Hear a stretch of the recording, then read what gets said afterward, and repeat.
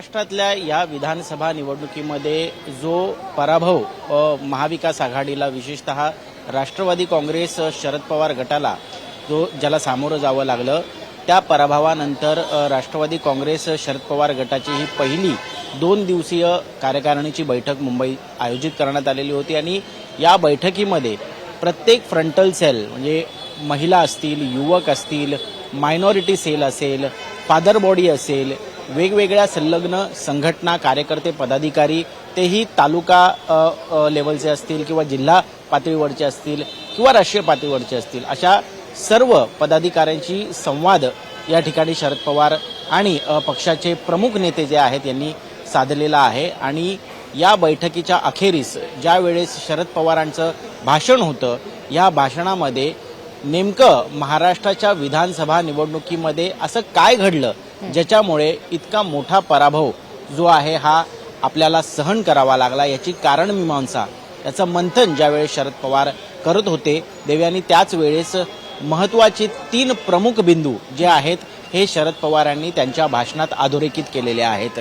सर्वप्रथम तर या ठिकाणी लोकसभेला जो विजयी प्राप्त झालेला होता महाविकास आघाडीला आणि विशेषतः राष्ट्रवादी काँग्रेस शरद पवार गटाला ज्या 8 जागा लोकसभेला निवडून आलेल्या होत्या, त्याच्यानंतर असं काय घडलं ज्याच्यामुळे विधानसभेला हीच घोडदौड, ही यशस्वी घोडदौड आपल्याला कंटिन्यू करता आली नाही। या संदर्भात त्यांनी स्पष्टपणे सांगितलं की कुठेतरी लोकसभेत मिळालेला जो यश होतं, जे घवघवीत यश होतं, याच्यामुळे आपले कार्यकर्ते, पदाधिकारी, जे जमिनीवरती काम करणारे सर्व फळी आहे ही कुठेतरी संतुष्ट झालेली होती, निवांत झालेली होती आणि एक आत्मविश्वास त्यांना या ठिकाणी या विजयामुळे मिळालेला होता।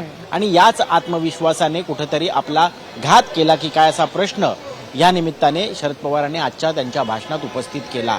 त्यांचं म्हणणं आहे की कुठेतरी आपण गाफील राहिलो, मात्र आपण ज्यावेळेस संतुष्ट होतो त्याच वेळेस विरोधक किंवा भाजप आणि महायुतीचे जे सगळे पदाधिकारी आणि कार्यकर्ते होते त्यांनी मात्र या ठिकाणी मैदानात अगदी दुसऱ्या दिवसापासूनच उतरले आणि कुठेतरी एक मोठी अस्वस्थता त्यांच्या मनात होती की आता लोकसभेप्रमाणे राज्य सुद्धा आपल्या हातून जाईल की काय, आणि म्हणून ते मोठ्या प्रमाणात तयारीला लागले। इतकंच काय तर काही महत्त्वाचे निर्णय सुद्धा या ठिकाणी सरकारकडनं घेण्यात आले।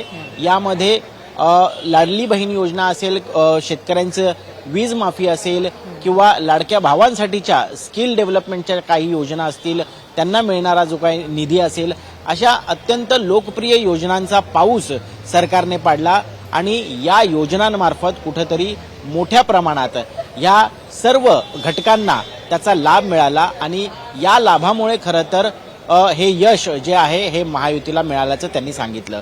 दुसरी महत्त्वाची गोष्ट जी त्यांनी सांगितली ती अर्थात राजकीयदृष्ट्या ती परिणामकारक आणि महत्त्वाची आहेच, परंतु वैचारिकदृष्ट्या किंवा आपण आयडिओलॉजी ज्याला म्हणतो, या आयडिओलॉजिकल बेसवरती सुद्धा महायुती आणि विशेषतः भाजपचा विजय झाल्याचं त्यांनी सांगितलं। त्यांचं म्हणणं आहे की ज्या पद्धतीनं हिंदुत्व एकता साठी प्रचार प्रसार करण्यात आला, कुठेतरी RSSच्या सर्व कार्यकर्त्यांनी, पदाधिकाऱ्यांनी अगदी तळागाळात जाऊन, घरटी जाऊन या ठिकाणी त्यांचा विचार पोहोचवण्याचं काम केलं आणि हा हिंदुत्वाचा विचार पोहोचवत असताना कुठेतरी एका प्रकारे दुसऱ्या समाजाबद्दल द्वेष निर्माण करून एक कुठेतरी आपली जी आपलं जे स्थान आहे किंवा आपली जी काही आपलं वर्चस्व आहे याला धोका निर्माण होतो की काय, अशा पद्धतीचं एक वातावरण निर्माण करण्यात आलं आणि त्यामुळे एक संभ्रमाचं, एक ध्रुवीकरणाचं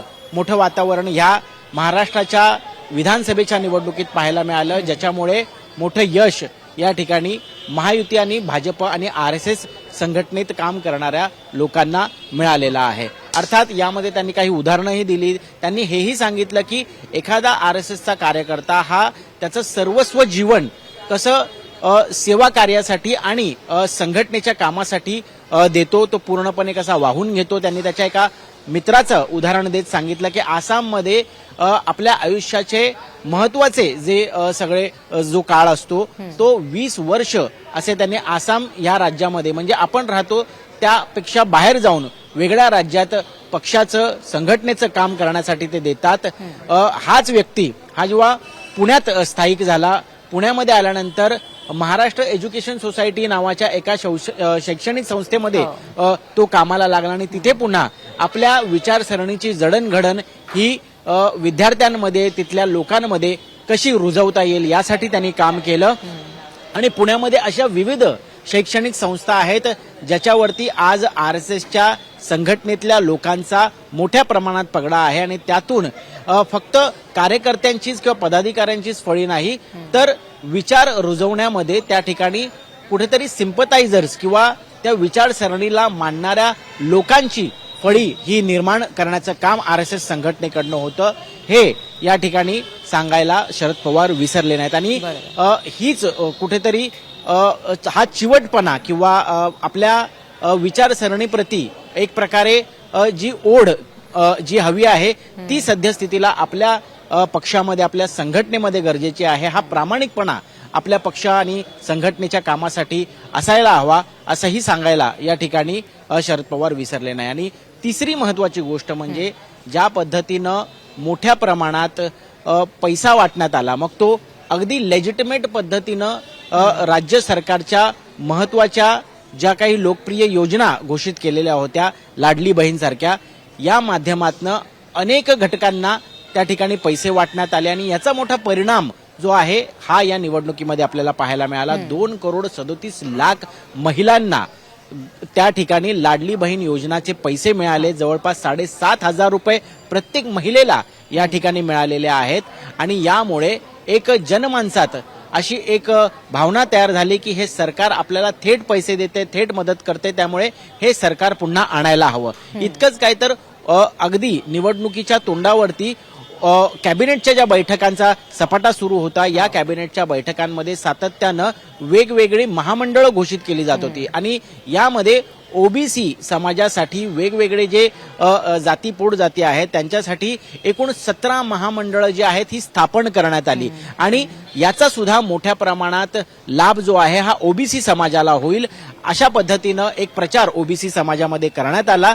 आणि जर आपल्याला ह्या महामंडळाद्वारे थेट लाभ मिळवायचा असेल तर पुन्हा एकदा हे सरकार आपल्याला निवडून द्यायला हवं अशी एक भावना तयार करण्यामध्ये कुठेतरी भाजप आणि महायुतीच्या इतर पक्षांना यश मिळालं. याचाच कुठेतरी एक क्युम्युलेटिव्ह एफर्ट ज्याला आपण म्हणतो, एकत्रित परिणाम हा आपल्याला या महाराष्ट्राच्या विधानसभा निवडणुकीत पाहायला मिळाला. आणि यामुळे इतकं मोठं भरघोस मतदान आणि घवघवीत यश जे आहे हे महायुतीच्या पदरात पडल्याचं या ठिकाणी शरद पवार यांनी आपल्या भाषणात स्पष्ट केलं.